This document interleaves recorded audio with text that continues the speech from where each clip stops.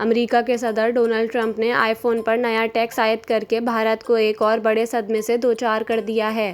امریکی صدر Donald Trump نے بھارت میں بننے والے ایپل آئی فون کی حوصلہ شکنی کے لیے ایک اور بیان دیتے ہوئے کہا کہ امریکہ میں صرف وہی آئی فون فروخت ہوں گے جو امریکہ میں ہی بنے اور تیار کیے گئے ہوں، نہ کہ بھارت یا کسی اور جگہ سے درآمد کیے گئے ہوں۔ ان کا کہنا تھا ایسے آئی فون کی امریکہ میں فروخت پر ایپل کمپنی کو ٹیکس ادا کرنا ہوگا۔ ایپل کے مالک کو اس حوالے سے پہلے ہی آگاہ کر چکا ہوں۔ دوسری جانب امریکی صدر ڈونلڈ ٹرمپ نے یکم جون سے یورپی یونین پر بھی 50% تجارتی ٹیرف عائد کرنے کی تجویز دے دی ہے۔ اپنے social media platform Truth Social پر جاری بیان میں ٹرمپ نے کہا یورپی یونین کے ساتھ معاملات کرنا نہایت مشکل ثابت ہوا ہے۔